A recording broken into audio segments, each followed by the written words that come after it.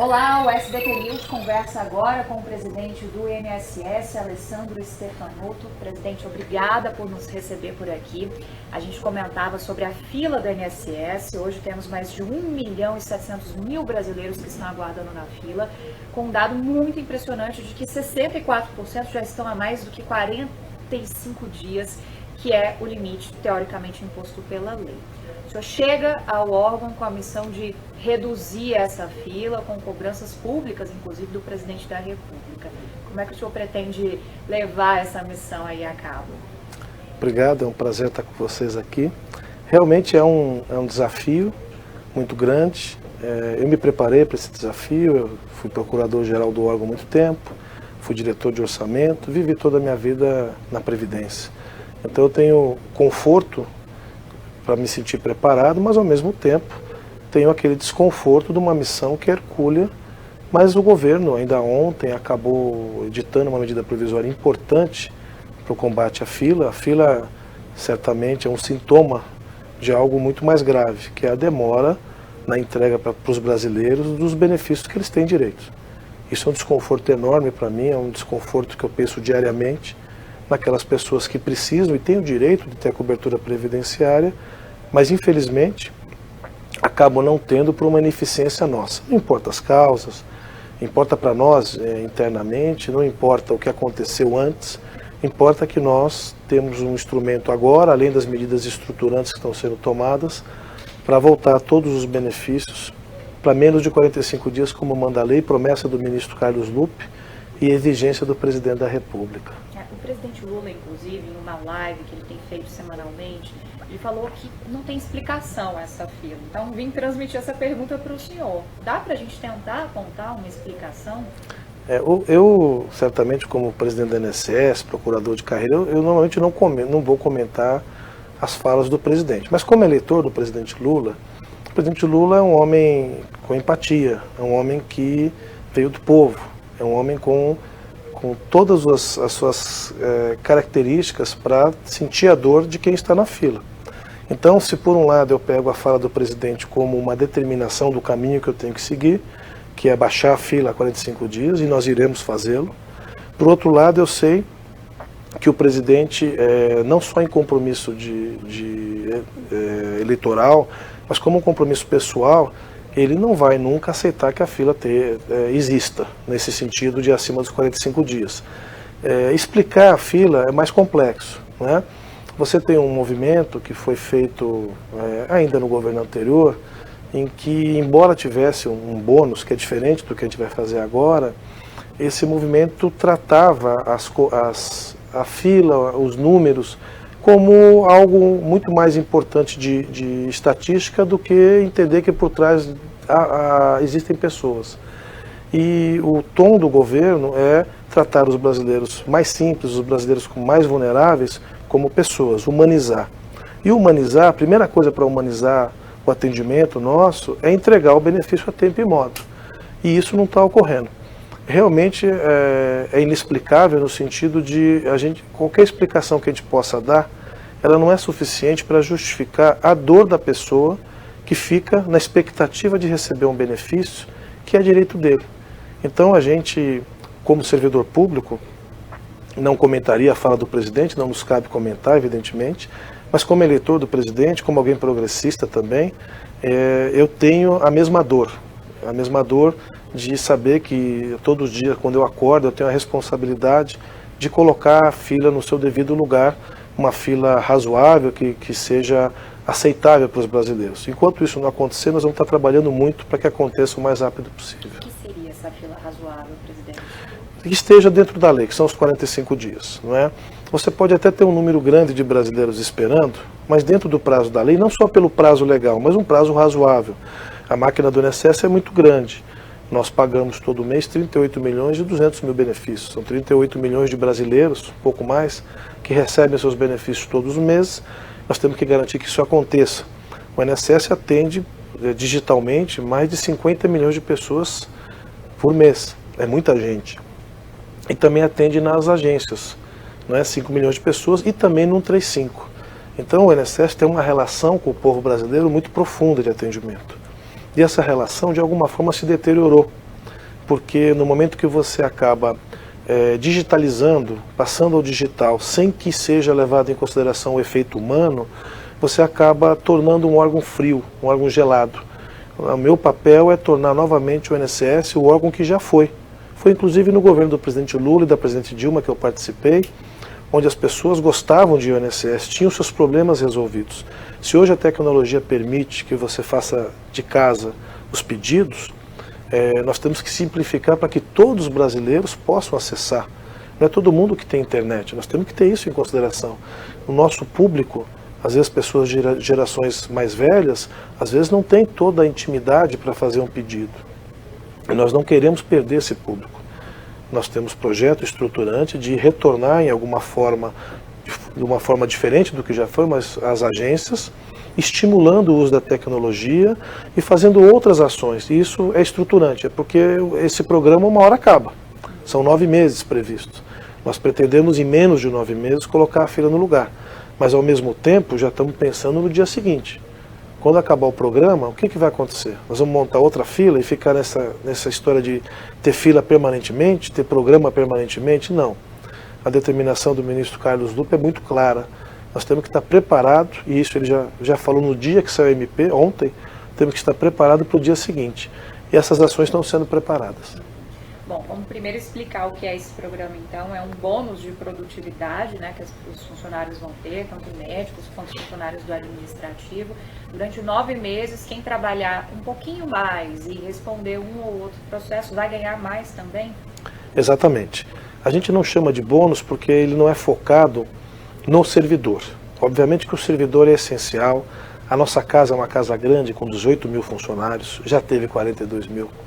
Obviamente que com a automação, com tudo que o mundo está passando, o INSS está se reinventando, e a gente pretende se reinventar futuramente para 2024, melhorar o meu INSS, melhorar todos os instrumentos, mas o servidor é indispensável. Mas o bônus, como era chamado, hoje não é chamado mais bônus, ele foi criado muito mais focado naquelas pessoas que são objeto da nossa ação. Então o servidor, sim, nossos servidores, quando produzirem, já existem uma marca de produtividade, que é bem razoável.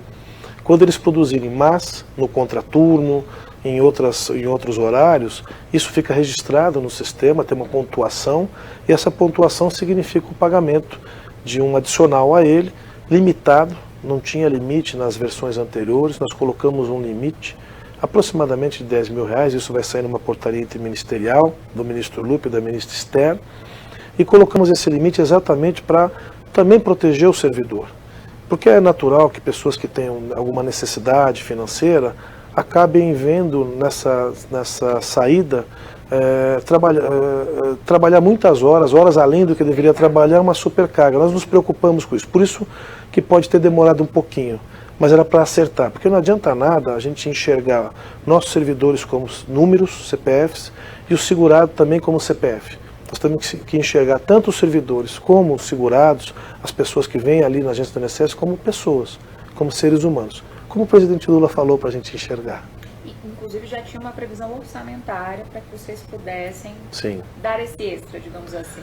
Sim, eu participei da transição, fui um dos coordenadores de matéria de previdência, e na transição nós identificamos já que havia uma norma em andamento, que era o tal do bônus, que foi usado no governo anterior, e verificamos que havia um aporte orçamentário, né, numa ação orçamentária, e então havia já os recursos. E os recursos são mais do que suficientes. Né? E os recursos, falando do lado econômico, que é um lado importante, mas não supera o lado das pessoas, do ser humano, mas no lado econômico, o bônus ele é vantajoso também, né? Esse pagamento. Por que ele é vantajoso? Porque nós gastamos um monte de dinheiro, mais ou menos 100 milhões ano, com pagamento de juros. Nós somos obrigados, e com correção, a pagar juros daquilo que a gente atrasa. Né? Tem uma decisão do Supremo que nos obrigou, e esse valor foi ano passado por volta de 100 milhões de reais. O bônus está estimado em 123 milhões para esse ano. Nós vamos só utilizar metade do ano, e 123 milhões para o próximo ano.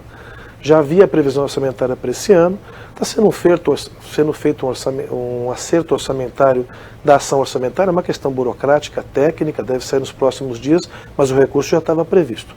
Não está sendo inventado nada do ponto de vista orçamentário. O senhor acredita que ter reforço fixo também no quadro de funcionários do INSS pode ajudar a trazer mais celeridade? O órgão também entrou nessa leva de concursos que foi anunciada nessa semana?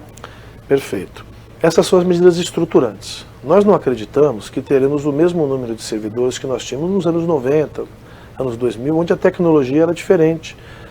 A internet ainda nos anos 90 começava no Brasil a ter a repercussão que a gente nem imaginava que ia ter hoje. Então, quando nós vamos contratar os servidores, você contrata um servidor para ficar 30, 40, 50 anos na casa. Então tem que ser uma contratação onde você tenha certeza da utilização dele de forma eficiente. Faz parte sim, nós já estamos com 1.000 servidores, por volta de 1.000, um pouquinho menos, que poucos desistiram, trabalhando nas agências, nas gerências, somente com requerimento para decidir. Nós não colocamos nenhum servidor em outra atividade que não fosse essa, de ajudar a acelerar a vida das pessoas. Temos mais 250 já encomendado pelo ministro Lupe, dentro da competência dele. E eu, no meu primeiro ato, quando cheguei aqui na presidência, havia um processo aguardando decisão, que é do aproveitamento dos remanescentes, aqueles que foram aprovados no concurso, tiveram as notas, tem tudo do concurso, cadastro de reserva, mas não foram ainda nomeados, ou não foram necessariamente têm o direito de serem nomeados. Nós pedimos ao ministro Lupe, que levará ao presidente da República, para aproveitamento deles você precisa de um decreto do presidente, e queremos aproveitar esses 2.000, mais ou menos 2.000, somado aos 1.000, incluir 3.000 colegas na casa, sem prejuízo de concursos que também estão sendo estudados.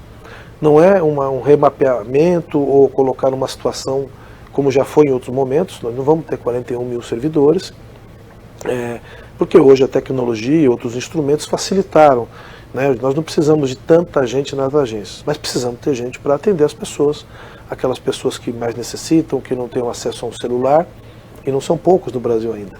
A gente precisa ter gente que possa ajudá-lo a fazer o pedido, o requerimento, instruir. O modelo de atendimento hoje não é o mesmo daquela época. O mundo mudou, o Brasil mudou. Mas isso não implica em você desumanizar, não é? Então o concurso público, sim, faz parte de uma das ações estruturantes e estão em curso. Qual que é o maior gargalo quando a gente pensa no quadro de funcionários? É a parte administrativa, é a parte da perícia médica? Pois bem, a perícia médica hoje não está mais sob a gestão do INSS. Está hoje na Secretaria de Previdência Social, mas obviamente nós temos carência de peritos. Isso é uma palavra que eu repito do que o secretário fala. Sim, nós temos falta de servidores. Por que nós temos falta de servidores? O número de requerimentos aumentou ao longo do tempo, o número de beneficiados aumentou, o pagamento da folha hoje é por volta de 60 e poucos bilhões de reais por mês. A gente pagou 90 e pouco agora, porque pagou metade do 13º. E para tudo isso eu preciso de gente. Gente para fazer revisão. Embora os sistemas sejam automatizados, a revisão e a inteligência humana ela é indispensável. Então uma coisa que eu sempre deixo claro quando eu falo com nossos servidores é: não haverá prejuízo aos servidores com a automação. A automação vem para fazer as tarefas repetitivas, benefícios simples. A inteligência humana continuará sendo usada para os benefícios mais complexos. São benefícios que envolvem uma maior necessidade de análise. E o servidor do INSS, ele é o único, talvez ele e os juízes, que reconhece o direito, que faz o benefício previdenciário chegar às pessoas. Então a importância do servidor do INSS é muito grande. E sim, há carência de servidores. Nós precisamos de mais servidores em que pese a automação. O senhor falou muito sobre dar um tratamento mais humanizado para as pessoas. Elas não são apenas esse número que a gente estava comentando de mais de 1.700.000 brasileiros, né? Como fazer isso chegar na ponta? Porque quando a gente conversa com essas pessoas, vem muito uma sensação, até mesmo de, a palavra é forte, mas eu acho que traduz bem, de humilhação dessas pessoas. Elas estão há muito tempo, renda é uma questão central na vida de qualquer pessoa, são pessoas já idosas, são pessoas que estão tendo que se virar enquanto elas estão esperando nessa fila, né? Como tentar reduzir esse sentimento que fica para quem está nessa lida de conseguir os benefícios? Sem dúvida alguma, a primeira é você reduzir a fila.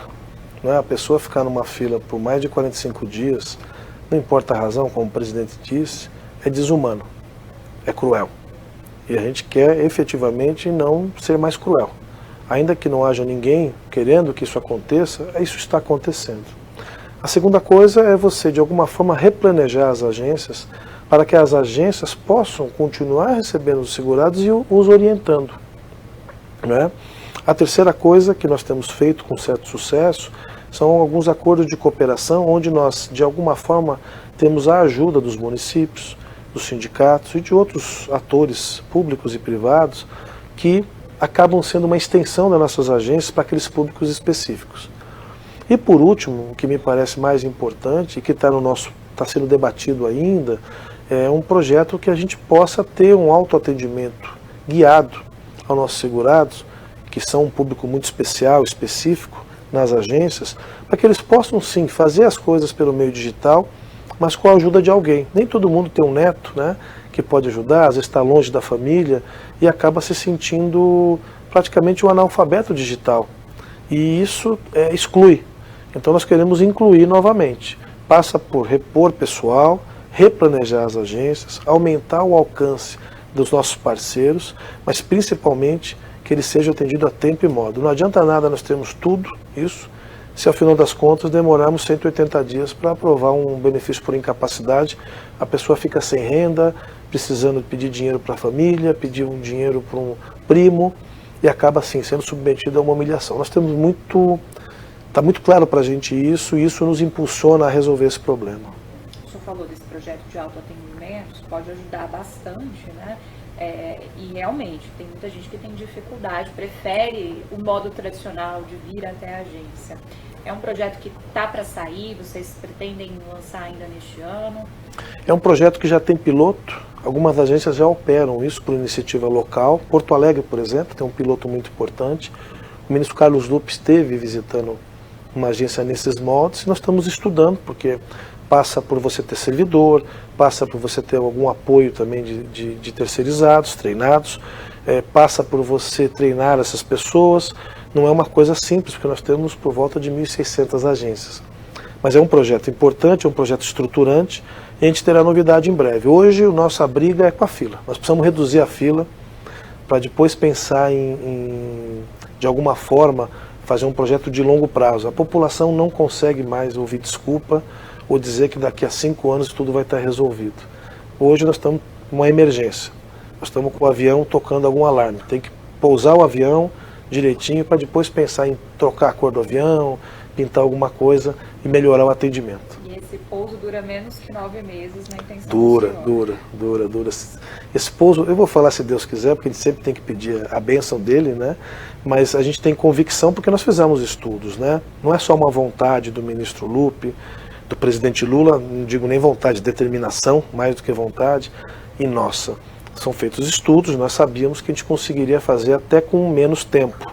Foi nos dado 9 meses, porque o governo tem muito claro que isso é uma medida excepcional.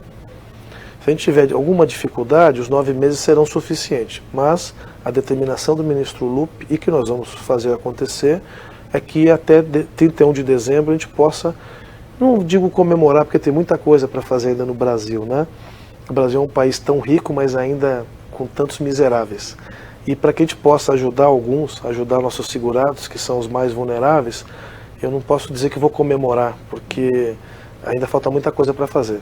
Mas certamente a alegria de ter pelo menos as pessoas não mais submetidas a uma fila cruel ocorrerá em 31 de dezembro. Durante tanto tempo, mas zerar a fila é uma realidade factível? Alguns falam em zerar a fila, mas é uma questão operacional, porque veja, se eu recebo 800 mil requerimentos e mais ou menos 45%, 50% são deferidos. Todo mês, 30 dias eu tenho esses 800 mil requerimentos, né? Então falar em zerar a fila é muito difícil operacionalmente, porque é continuado, né? As pessoas vêm trabalhando, vêm terminando o seu tempo de contribuição, vêm completando a idade, vêm completando, enfim, cada caso é um caso, e sempre vai ter requerimento. O que não dá é para a pessoa ficar sem renda. Então 45 dias, que é um prazo legal, a gente não se apega a ele apenas porque estou cumprindo a lei. Mas é um prazo onde a pessoa acaba não ficando o outro mês seguinte que ele já recebeu sem renda. Isso para nós é importante, especialmente nos benefícios por incapacidade e o BPC, que é um benefício assistencial importante que o INSS opera, é um benefício do Ministério de Desenvolvimento Social, mas é um benefício que a gente opera e a gente sabe da carência das pessoas. As pessoas que pedem BPC são ou idosos, que não têm condições de sustentar, mas também aquelas pessoas que têm deficiência, que têm outros problemas. São um público bastante vulnerável, às vezes um público de rua, não é? E que a gente tem que buscar. Esse público a gente tem que até buscar. Eu estive em São Paulo, tive o privilégio de conversar com o padre Júlio Lancelotti. A gente tem algumas iniciativas, obviamente que o nosso foco é diminuir a fila, mas a gente sabe que há brasileiros que merecem a nossa atenção ativamente. Eu não posso esperar que um brasileiro que está na rua possa ir a uma agência nossa e ter todos os documentos. Esse brasileiro nós temos que até ir até ele, levar a associação de registradores, outras entidades públicas, para que a gente dê cidadania a essas pessoas. Isso nós vamos fazer. Eu tenho, talvez, como muito carinho um projeto desse, porque essas pessoas elas não são enxergadas, né? Elas não são visíveis, muitos não querem nem enxergá-los. Mas alguns parceiros importantes que a gente vem conversando são aqueles que os enxergam. E a nossa ideia é ir buscar essas pessoas. Outro dia houve, em Santa Catarina, um caso real, houve um mutirão para poder acolher as pessoas de rua e ver seus direitos previdenciários. E havia mais de um caso, eram 2, moradores de rua que tinham direito à aposentadoria. E não pediam, não sabiam. E isso é muito importante, porque a Previdência não pode só esperar que todos venham, embora haja outros canais. Nós temos que ir até os brasileiros, especialmente os mais vulneráveis. Presidente, para a gente já ir rumando aqui para o final da nossa conversa, o senhor falou que o próprio ministro fez uma cobrança de que esse é um dos pontos, né? O senhor mencionou na conversa a contratação de mais funcionários, a ativação do cadastro reserva de concursados, enfim.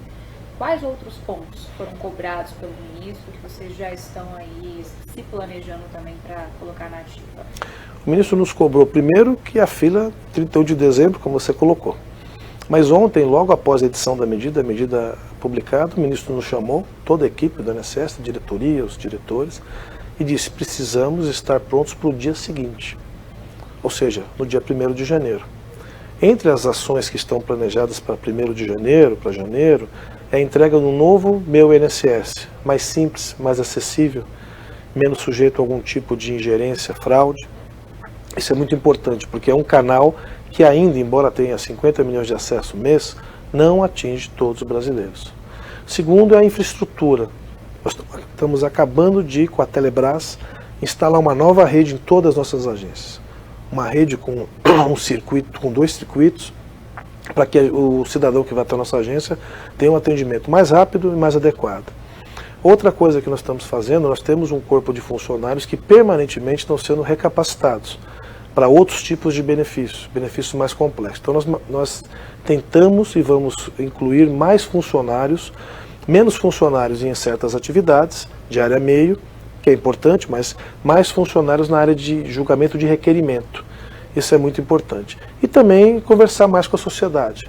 Eu acho que o INSS perdeu ao longo do tempo a sua capacidade de conversar com o cidadão, a sua capacidade de alguma forma, povoar as redes sociais, povoar o noticiário com informação, com acesso, mostrando que o INSS continua sendo e vai ser mais ainda a casa dos brasileiros. É mais ou menos isso. Para a gente terminar, o senhor mencionou fraudes e esse é um baita problema que a INSS enfrenta, né? Queria saber se há algum plano de ação novo para vocês executarem também. Sim, hoje a fraude, diferente dos tempos mais antigos, que as pessoas eram assaltadas, as fraudes são... Desculpa, as fraudes são eletrônicas, né? Você tem acessos indevidos aos nossos sistemas, você tem... Eu preciso de água. Tá bom.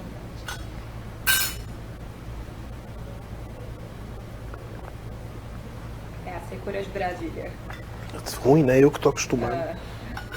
Você tem as fraudes eletrônicas, né? Você vê que no mundo, não só isso, o tempo que eu passei fora do país, você vê que você não tem mais crimes na rua. Você tem as fraudes eletrônicas, o crime organizado se apropria do mundo digital, e não é diferente no Brasil.